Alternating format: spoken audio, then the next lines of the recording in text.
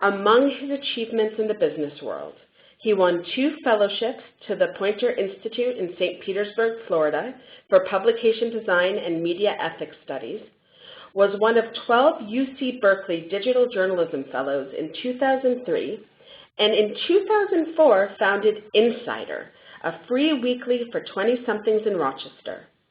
In addition to teaching, speaking, and writing about journalism, public relations, and advertising copywriting, he has a passion for social media and how they are changing all forms of communication. Take it away, Mike. Okay, folks, I'm hoping you can hear me loud and clear. The technology here is not originally as envisaged, but I'm sure we'll do just fine. So, welcome to the webinar. Thank you for your patience. I want to get right into it here, if I can advance the slides. Okay. All right, let's try this. Okay, if we can advance the slides. All right, okay, isn't this great? I work at an Institute of Technology and I'm challenged by technology every day. Isn't that a great thing? All right, you've heard enough about me. Probably don't want to hear any more. I'd like to start with a cartoon, just as something to think about. It's one of my favorites. It's something I know most students don't think about, that social media is both the great social experiment and also the thing that can get you in a lot of trouble. What we hope today is to teach you a lot of stuff about how social media can be helpful and also how you can perhaps stay out of trouble. All right, so let's start with you, and whether you realize it or not, you are surrounded by this web of things called social media. And really, it's sort of a question of, do you feel that you're afraid to go near some of these things? Do you feel trapped in this web of things? Have you started doing a few things and feel like you might be stuck, like the unfortunate fly? Hopefully, a few things I share today will help. So let's see, we do the slide, there we go. All right, getting caught up. This is section 1. Again, we'll take questions at the end of each section. But first, let's look at what we know about what's happened. In the 20th century, it was probably the century in communication that really defined the few controlling the message to the masses. The 21st century, however, has become the masses controlling the media, and social media is a big part of that. So what's changed? Well, in a nutshell, what's changed is that the power has gone from corporations and governments essentially to consumers and voters. Essentially, anyone can have a say. The term I like to use, and perhaps you're going to get used to this, perhaps it's annoying, I apologize, I'm going to start giving you buzzword alerts. So the first buzzword alert is that the term hypercommunication. We're really in an age of hypercommunication. We are, some would say, over-connected to each other. In this day and age, you can connect with anyone, anywhere, and that, in my personal opinion, is a fabulous thing.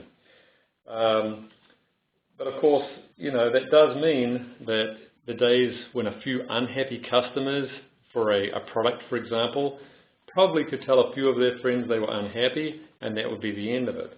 Today, those few unhappy customers can start a tidal wave of opinion on social media, something businesses should be very aware of.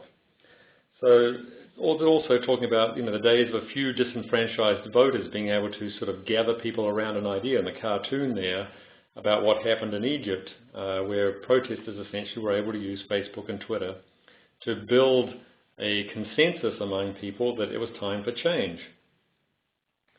But perhaps most importantly, the days when a few skilled communicators were able to sort of not necessarily manipulate, but control the message are long gone.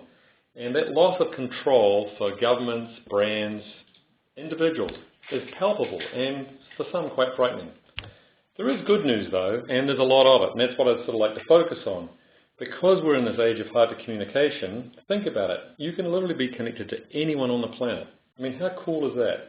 Before social media, would I ever have been able to virtually meet and have an online conversation with someone like Ellen DeGeneres or basketball great Shaquille O'Neal? And I've done both. And, you know, maybe that's my 15 minutes of fame, and I'm okay with that. But to actually interact with these people, answer questions, get them answering my questions, that's pretty darn cool. Before social media, there were so many barriers to reaching out to business giants that a teacher like myself would never have had the opportunity of getting a top CEO into the classroom. But through social media, I meet these people, get to know them, they get to know me, and when I ask if they're willing to Skype into a class, the answer usually is yes. That's a very cool thing. Through my connections on Twitter and LinkedIn, I've had the top people at Ford Motor Company, Dun & Bradstreet, and CEOs of only slightly smaller companies come right into my classroom because of connections made on social media. And just think about this. Before social media, when you wanted to travel, you probably had to deal with one of those really annoying 1-800 numbers where you're on hold forever being told how important your business was while you sit there for 20 minutes. But just recently I had to book an overseas trip, and so I used Twitter to reach out to the airline I was going to travel on. I had a very specific need. I wanted to cash in on a special, but I wanted to keep the return date open. Via Twitter, I was able to get a special number I could call for customer service, and they were able to take care of me. And the whole transaction was done in less than 30 minutes. I defy you to say that that could have been done before social media. But of course, it does mean other things. So social media can be problematic for large companies and brands.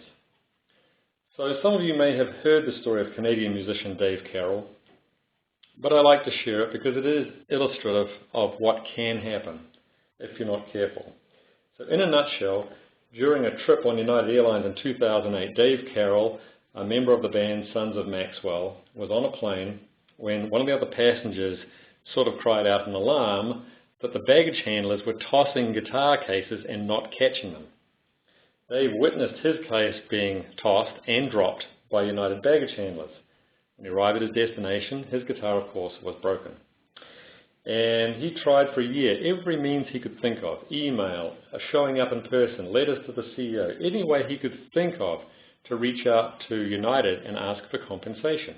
They ignored him at their peril. So what did Dave do? Well, he's a songwriter. So he wrote this great little song called United Breaks Guitars. He did a little video, which is kind of funny if you want to catch it on YouTube sometime, and released it in July of 2009. Within days, 4 days I believe, it had something like 3 million views within 4 days. In those same 4 days, United Airlines stock price dropped 10%. That represented $180 million of value of United that just disappeared because one unhappy customer wrote a song. Now, that video, as you can see from the slide there, is now up to over 13 million views. It's that good. You probably should check it out. And it's been shared on every social network. It's spawned a book. Dave Carroll's become far more of a celebrity than he probably would have, with all due respect, based on his musical talent. And by some estimates, some analysts say it's still continuing to cost United millions of dollars a year. So this is an extreme example, but it is very much a real example of what can happen if a brand chooses to ignore an unhappy customer in this day and age of hyper-connectivity, hyper-communication. So what does this mean for business professionals generally, and perhaps communication and other professionals specifically? Frankly, it means a return to democratic communication. And what do I mean by that? Well, we all have to be a lot more careful about what we say and do, because it can and sometimes will show up anywhere and everywhere. But that doesn't mean hiding under a rock. It doesn't mean being the turtle and pulling your head back into the shell. In fact, that's the exact opposite of what you should be doing. And what I hope today is to show you ways that you can be very public and very open, and how social media can actually help you. So the most successful companies today are those who are open and transparent, and social media is great at helping with that. And here's another buzzword alert. What I'm hoping to persuade you to do is to be woot, woot, woot. That's the buzzword alert. I'm hoping that you'll be publicly human. And by publicly human, as a company, you'll be seen as being approachable and somebody that people will like and want to do business with. Let's see if we can, there we go. So how do you be publicly human? Well, like the cartoon says, theoretically anyway, on the internet, nobody knows you're a dog. So think about that. If a dog were smart enough, and you're probably all familiar with the experiment, you give 10,000 monkeys a typewriter, one of them will write a novel. But truthfully, being publicly human on the internet is something you can discern pretty readily. I mean, look at any company that has a social media presence. Look at any individual. This is how they are being publicly human. They are being present. They're in the moment. They're there frequently. They're being transparent. They're being honest and open. And they're being themselves. They're displaying a little bit of personality. They're being human. They're not being the automaton corporate voice. So why would you want to do that? Well, frankly, you do all this, and I'm afraid this is one more buzzword alert, to build up social capital.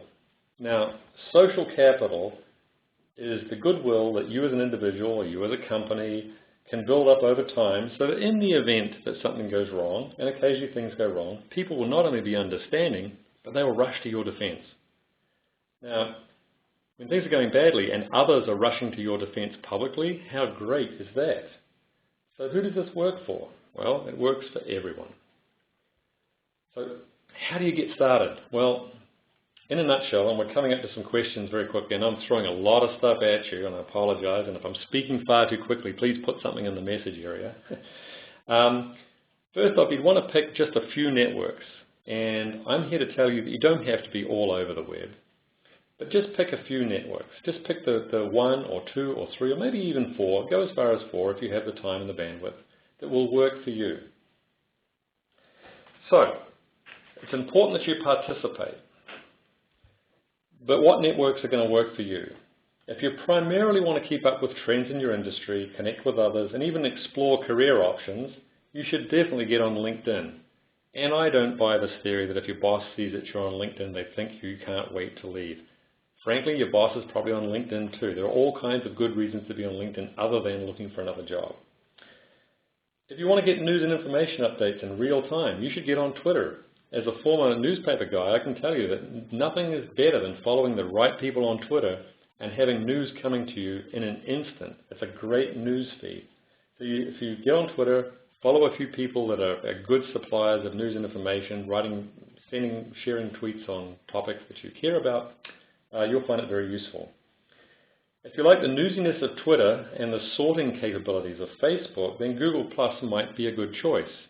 It's sort of like Twitter on steroids. The content can be longer form. The great thing about Google Plus is you can organize people into circles. It's also, because it's a Google product, it integrates with your Gmail, it integrates with your blog, it integrates with everything. Of course, we're soon to be living on planet Google, so why not jump on the bus?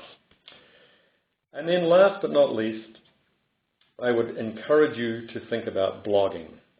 If you want to establish yourself as an expert, and I think what's going to be one of our last buzzword alerts, and establish yourself as a thought leader, then blogging really is something you should look into. There are plenty of free platforms out there, and really if you find a niche to blog on to help show off your expertise, it's a great way that other people who you don't even know might be interested in doing business with you or connecting with you professionally will find you. They will find your blog and search. So you're probably wondering, he didn't mention Facebook. Well, I know it's the largest social network on the planet, and I have to confess a bias here. I do like Facebook, but I find it's most useful to keep in touch with people I really know, the people I've interacted with personally, friends and family. It's really not a place for me to connect for anything else. I have yet to meet someone who said they went to Facebook to buy something, or they went to Facebook to look to buy something, or buy services, or get help with something. Even to network, it's not a great networking platform, although it is trying. So Facebook is great. I'm sorry, I just don't think it has a lot of application for professional purposes. But Mike, how can I keep up with all these social networks and all the new ones coming along? Well, you can't. No, really, I mean it. You cannot keep up with all of them, so please don't try.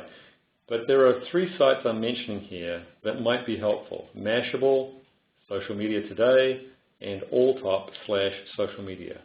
They're sort of aggregators of news in and around social media. You can follow one, follow all 3. You'll quickly figure out the sort of rhythm of how they publish content. but what's going on, these are the best places to find out. So, we have another slide coming up, but first, I think we might have questions. What do you say, Talia? Do we have questions? We do have questions coming through. The first one I'll give you is from Susan, and Susan wants to know if you have a favorite social media site. Well, I do. It's Twitter, and that's probably the old news guy in me who can't help but want to know what's going on. I love Twitter for that. And I've gotten somewhat adept at organizing Twitter. It can be a little confusing to start with, and some people will say, oh, I'm following about 20 people, and this one person shows up all the time, and I don't really like seeing that person showing up all the time. And my answer is, well, follow a lot more people. The more people you follow, the less likely that one annoying person will show up in the feed. But there are a lot of good tools. You can organize Twitter. I have lists, for example. I have an RIT list, I have a Rochester list, I have a New Zealand list, my home country, so I can see what people are saying and what's going on. And I love that feature of Twitter. It's also a way for me to share things that I think might be valuable to other people. And because I share a lot of material around social media, I've gained over the years, and I think I've just passed my 5th anniversary on Twitter, a lot of followers who see me as a good source of news around social media. And that's kind of a neat thing, sort of building this community. Great. The next question is from Kyle, and Kyle asks, do you think it's actually helpful to you for job hunting when people recommend you for skills on LinkedIn? Yes, absolutely. A recommendation on LinkedIn is a very valuable thing on a couple of fronts. One is, if you choose, it can be very public. So anyone snooping around, creeping on your profile on LinkedIn sees that you've been recommended for something. It also helps in all these various social and online influence measuring tools. Now, I have mixed feelings about these influence measuring tools. I think they have a long way to go. But right now, one of the metrics they're measuring on LinkedIn is how many recommendations you have from people who have the same keywords associated or same skill sets associated with the area that you are currently working in. So recommendations carry a lot of value. Another thing that LinkedIn offers is endorsements. It's a little bit like a Facebook like, and you can collect hundreds of those things. They're probably not as valuable. So one thing I recommend to students is that you should go out as soon as you can and find a few recommendations, actual people who are willing to just put a few sentences down and recommend you for some skill. All right, well, another question came in from Don. Don wants to know, is there a good site to set up a free or low-cost company blog? Oh, yeah, there's plenty, actually. Blogger is one platform. It's a Google product now, so it integrates well with Google. It doesn't give you very many design options. WordPress is by far the most popular. You can take the free version and then eventually you can upgrade to the paid version. And all kinds of companies actually exist only on a WordPress blog. You might be surprised to know, for example, that the Huffington Post, a very successful operation, is essentially a WordPress blog. And eventually, if you get to that level, of course, you can actually make money as a blog or a blog aggregator. So those are the two most popular platforms. And they start out, they're both free, but WordPress does a much more sophisticated job if you're willing to pay a few bucks. All right, Mike, we'll do one more question. This is from Mark. Can you give an example of a company that best exemplifies incorporating an effective social media strategy into their marketing and customer engagement? Yes, and I have to declare a bias here. I'm a big fan of Scott Monty and what he does at Ford Motor Company worldwide, and I think Ford does an excellent job. They have a regular full-blown marketing operation, of course, but what they do with social is they integrate that into it, and their social is everything from having presences on key social networks to doing outreach to very specific groups of people. So 2 summers ago, I think it was, they reached out to a group of mummy bloggers, very popular group, and offered to give a new at the time Ford Taurus back into the market, maybe it was 3 years ago, and just give it to them for a month and tell them to travel wherever they wanted to, at all Ford picking up the expenses and with no strings attached.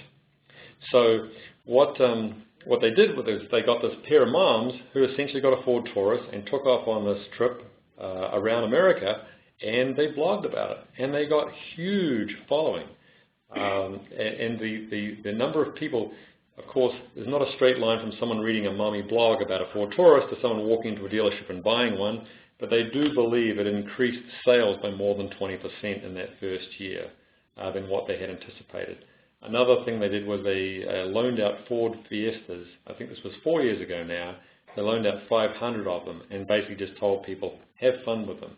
And of course that led to a big explosion on the social web of people talking about things like the Ford Fiesta and kind of fun things you can do in Ford Fiesta. So I'm a big fan of what Ford does.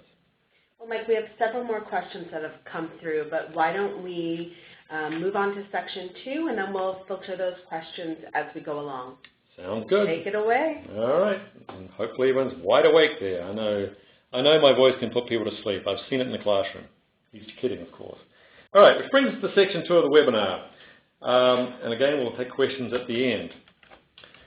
So social media and the blurring of the lines between work and professional or personal life, and personal life, what does it mean? And frankly, what's this thing called a personal brand? So we'll get to all of that. So there are debates all over the web about whether you should have multiple social media presences so that you can separate the professional from the personal. Let me say from the outset that I think this debate is a complete waste of time. Think about your internet activities as a stroll through a village. Let's say in medieval times. I know I'm taking you to a weird place on a lunchtime on a Thursday, but just imagine this medieval village. There's a little Bruegel painting up there to sort of get you in the mood. If you were in the village square back in these days, you didn't walk through the village square saying, I'm here today to be this person just to watch, or I'm here today just to sell something, or I'm here today just to buy something. No, you were just you. And that's really the key. Online, on social media, whatever you do, you are you. And you might be showing off one facet. You might be representing, in a sense, your company. In another sense, you might just be you. I think it's very important that people understand that you interact in social media online as you first.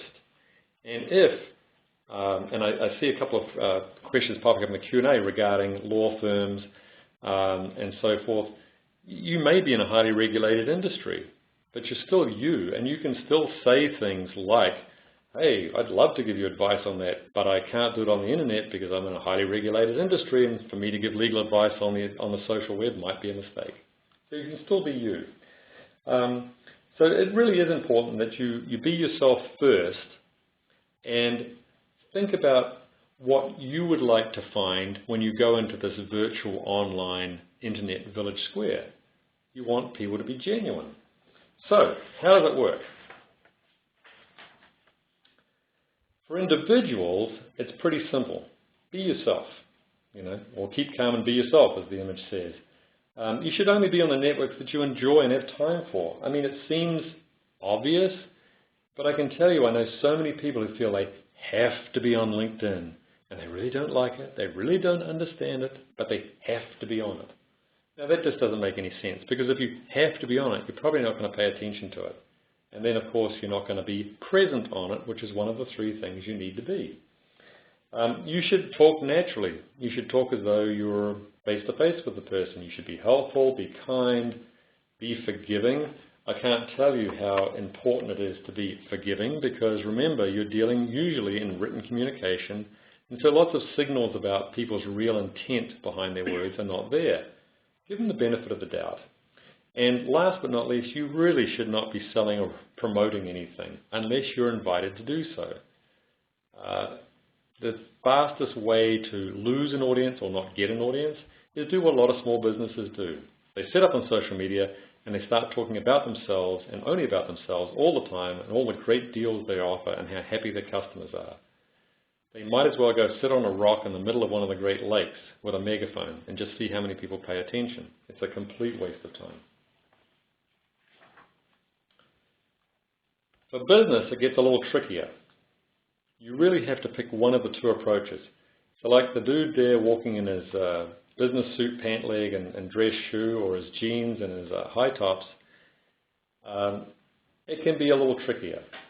So your two choices are, you can have a person represent your brand. They're the face of the company on social networks. And if you want to see a great example of this, I would point you to Jennifer Cisney at Kodak, an RIT alum, who does a great job doing this. It's her personality, it's her face that represents Kodak online. The advantages are that you have a very human person representing the company, and their personality comes through, and you feel like you're interacting with a real person. The disadvantage, of course, is if that person ever leaves your company, you may have to start over. So the good and the bad. The alternative approach is to have sort of the profession-based, all-business online presence. In other words, it's the voice of the company. It's sort of faceless. You use the company logo for your avatars. Now, the advantage of this is anyone in the organization with the right training can take a turn managing the account. It can look very professional, and the activity can be very planned. Of course, the downside is it can seem not very spontaneous, and that lack of human voice, the lack of the human look, can actually be off-putting to some people. And it almost assures that the growth of people who will follow and interact with you will be a lot slower. So, does social media blur the lines between the personal and the work world? Absolutely. A little graphic up there, and I apologize if you have to magnify it to see it.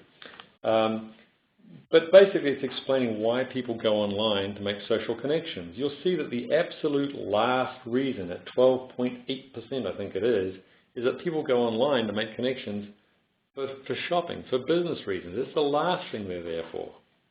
So therefore, as a company, you have to be online and be social for all the other reasons people are there. If they like you, if they're interested, they will ask. So, having said all that, I have one sort of final recommendation for businesses particularly, and for people too. There really is no wrong way to do social media. If you're being yourself, if you're being genuine, if you make a mistake, be honest. We made a mistake. We probably shouldn't have sent that message. We're so sorry. If you talk and interact on social media the way you would with other people if you are face-to-face, you really can't go wrong. But one area that many people may not have considered in terms of how you act online is this thing, and oops, I apologize, one more buzzword alert, this thing called the personal brand. Now, if you don't know that you have a personal brand, I've got news for you, you do. If you're online anywhere, you have a personal brand. So, what is a personal brand? Well, in a nutshell, it's the accumulated image that people have of you. I'm sorry, I'm getting all confused here in my slide. It's the accumulated image that people form about you. Now, once upon a time, that personal brand existed in the heads of only people you had ever met or interacted with, maybe by a letter or a phone call. It was a relatively small pool of people. It possibly was a few hundred people in a lifetime, maybe a few thousand if you were an important CEO. Today, that pool of people can be in the tens or hundreds of thousands. And your personal brand exists online whether you know it or not. So what does this mean? Well, if you want to know what your own personal brand is, I challenge you to regularly Google your own name. And you'll see on the slide there that if I Google Mike Johansson, it looks like I'm a pretty big deal, right? Because the first 4 results are me. But that's just Google trying to sort of suck up to me, and it's what they call semantic search. It's serving up the results that Google thinks I want. If you pay attention to that red arrow, you'll see there's a little goldish, brownish colored oblong shape there, highlighting a toggle button. On the left is a personal result button, and on the right are global. If you want to see what the world sees about you, you should toggle over and click on the global icon. And that's what the world sees when they search on your name. And what the world sees, frankly, is in this day and age, your personal brand is essentially what Google says you are. Whatever shows up on a Google search, that is you. That is your personal brand. Now, one thing to think about with this is, what does this mean? Well, you should be searching your name on a regular basis, probably at least monthly, just to see what is showing up. Over time, you'll notice things move up, things move down. You'll see a pattern to it, and then you'll very quickly notice changes. You want to do this because if something unfortunate shows up against your name, you don't want it to be the thing that 94% of recruiters say the first thing they do when they get a cover letter or resume is they go and they do a Google search. It's the way the world is these days. So, your personal brand means you have an online reputation. What should you worry about? Well, we don't have time to get into that. Frankly, that's another whole webinar. We're sort of short on time here. I believe these slides, this deck will be available to you, but there are 3 links there to 3 blog posts I wrote earlier in the year about how to deal with your own online reputation. There are also companies that provide services. Brand Yourself does a lot of free work. You can upgrade by paying. Qnary is another one that's free. Reputation.com, if you want to spend some serious money and there's a serious blot on your name online, they will help you bury it. You really can't get rid of stuff online, you can only bury it. All right, so I think we're coming up here on questions. What do you say, Talia? All right, well, I'd like to say whoop whoop, just to be a part of your buzzword vocals. I'm going to give you a question, I know you alluded to it, from Joshua. And Joshua wants to know, when using LinkedIn as a marketing tool, especially in the more industrial market segment, you're encouraged to join discussions and interact with others using your personal account. I'm a bit reluctant to do this. Maybe you have some input. And there was a similar question at some point about Facebook and having a personal Facebook and having people at work want to become friends on Facebook. So can you speak to those a little bit more? Sure. Well, in terms of LinkedIn, I'm not quite sure where the reluctance would come from, since LinkedIn really is a professional networking social network. So really, when you're on LinkedIn, you are your professional self. And so I'm not quite sure where that reluctance comes from. Frankly, you'd want to join in discussions, you'd want to interact with others, at the very least, because you'd be surprised how many times other people have great ideas for how you can do your job better, or they give you a heads up on a conference that you might attend, or a free white paper that you can download, or a webinar you can listen to. Being hyper-connected like this to other people in your industry is pretty darn cool. You can literally connect to thousands of other people that do the same thing you do around the world. That would not have been possible just a few years ago. In terms of Facebook, as I say, that's a little different. Facebook, I personally use it for just personal connections. And I tend to just ignore friend requests from people I really don't know that well. And that's my personal choice. I know some people will accept all connections. Then you really have to get very comfortable using the Facebook tools about controlling what you share and who you're sharing it with. If you're comfortable doing that and want to take the time to do that, have at it. I don't know that I'd recommend having 2 accounts. It probably means you're paying less attention to each of them than you should, and a person finding one of the accounts thinks that you're quote-unquote not really present on that account. So I hope that answers your question. And we'll just do one more. This is from Lisa. How important is it to have unique content versus passing along existing content and links? Great question. In fact, we just covered that in the class I just finished up called Social Media Marketing for Communication. So what you're talking about is creating content and curating content. Creating versus curating. And I think in terms of being a professional and getting recognized as an individual, you should do a combination of both. The creating demonstrates what you know and the value you can add on a given topic. Curating also says, look, I find this other great stuff and I'm willing to share it. If you do this well and find your own balance, and it depends on your industry, it depends on your time commitment, but if you do both well, you're going to find more and more people looking to you as a source of expertise, whether it's something you've created or something you've curated. That's a great question. All right, let's move on. We're going to try and keep it within the time limit, even though we had a slightly late start. All right, so how do you stay ahead of the changes that social media is sure to bring? Well, there really is no way to stay truly ahead of it. The best you can probably hope for is body surfing the tide, if you like.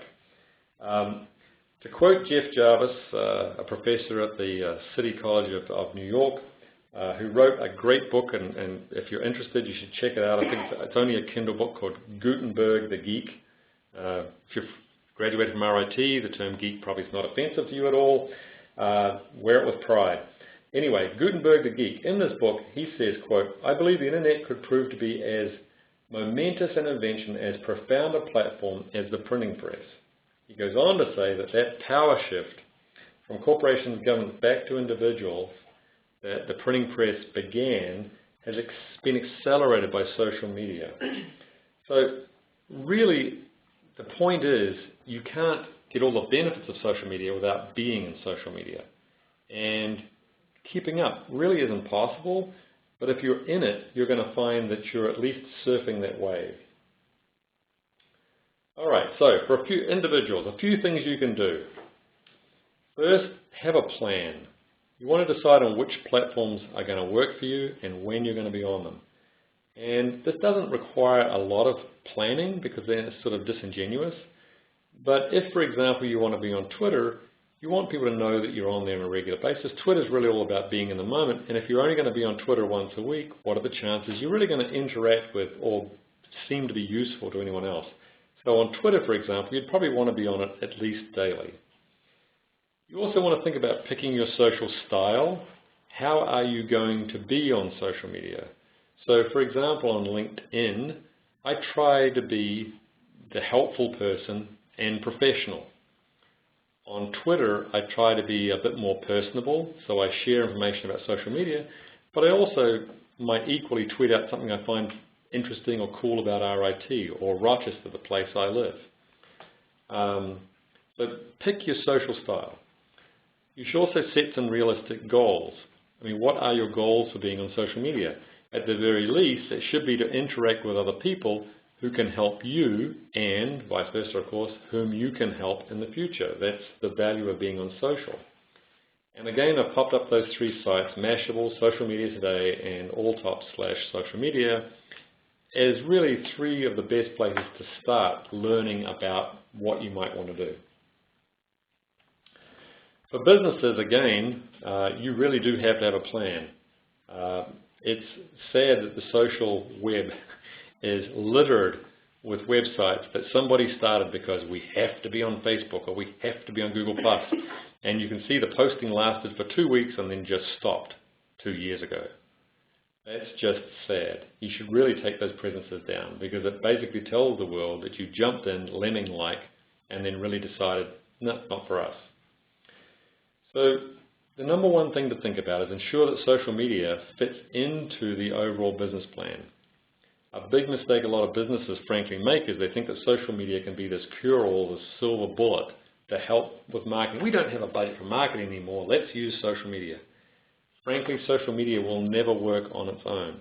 It really needs to work as part of an overall plan. For businesses, you also want to have a standard operating procedure or an SOP for social. You want to write things down. How will we as a company appear to the world on social? How often will we post?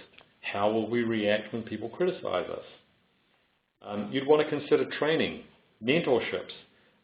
Most cities in America have social media clubs. There's a national organization called the Social Media Club. And here in Rochester, the Social Media Club of Rochester. And it's a monthly networking. And it's a great way to find people who may be ahead of you or even behind you in social media and try and figure out a mentoring relationship. That can be good for everybody. I know I've done this for a few small companies, and what I got out of it is I learned a lot about what they were struggling with in social media, and it helped me better help my clients and my business outside of RIT. And you should consider hiring expertise for specific areas of need.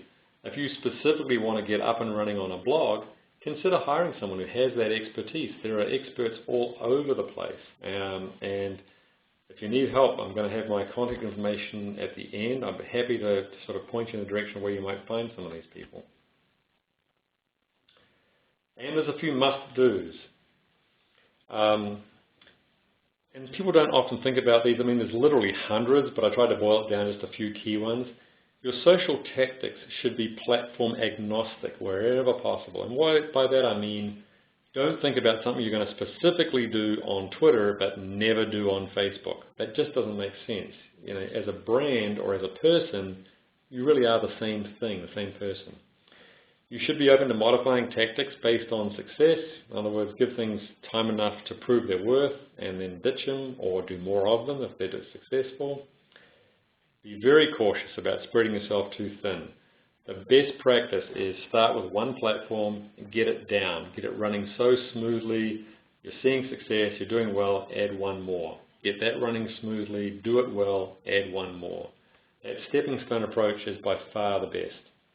And take a few risks. Honestly, think of this as the social web as, and the analogy is used a lot, is the cocktail party. If you walk into the cocktail party, grab something to drink and stand in a corner, how much fun is that going to be?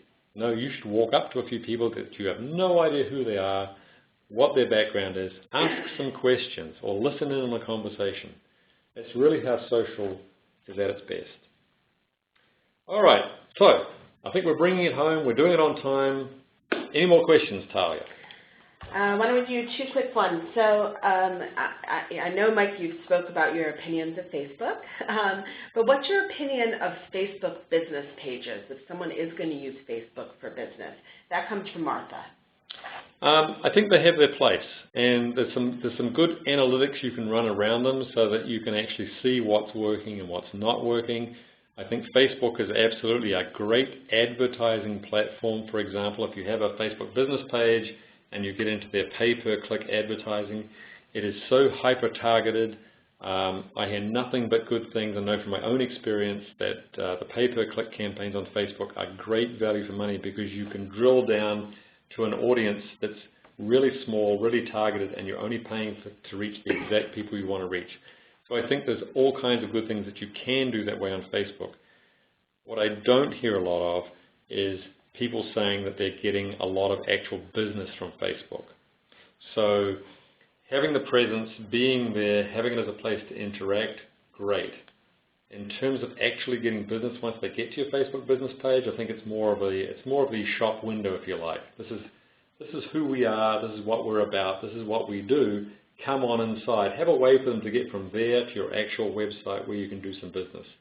I just don't know that people finding people on Facebook necessarily whip out the wallet and want to do business in the moment. All right, and then we're going to have a follow-up on Joshua's question when he asked about using his personal LinkedIn account, and the follow-up is his reluctancy to use his personal account because he does consulting and has his own business. And there's a concern if he's constantly promoting or advertising the company he works for on Facebook and LinkedIn, he feels he might lose the attention of his personal following. How do you make that the perfect cocktail there? Yeah. Well, it's a good question. I think it's sort of the balance I do myself all the time. I teach here at RIT. I'm very pro-RIT in a lot of what I talk about, but I also have a social media consultancy outside of RIT. And frankly, I'm just very transparent. I just say to people, I'm wearing my social media consultancy hat now, and this is what I think about this. And then people seem to be forgiving. They seem to understand that I'm not necessarily speaking as the person that happens to teach at RIT. So that juggling, as long as you're transparent, I think people will be very forgiving. It's when you are trying to do both and not being clear about which hat you're wearing in the moment that people would be annoyed and perhaps stop following or not want to connect with you. Okay. Well, that's all the time we have for questions today. Any additional questions or questions that we did not have time to answer can be mailed to ritalum@rit.edu or to Mike's email address, which you will see on your screen now. Questions can also be tweeted to us with the hashtag #MeRITWebinars, and we will direct your questions to Mike. Note that all participants will receive an email from us in the next few days with a link to today's webinar recording. Thank you so much, Mike Johansson, for being our distinguished presenter today. We hope you enjoyed hearing from Mike as much as we did. And most of all, a big thank you to all our RIT alumni on the webinar today, and thanks for joining us. We thank you for taking the time out of your busy workday to be with us. Please consider joining us for part 3 of the Me RIT webinar series on social media. Our next webinar is scheduled for June 19th, and our presenter will be Erin Thompson, social strategist at Brand Networks, presenting Social Media Isn't an Island. If you haven't registered already, please look for an upcoming email invitation to join.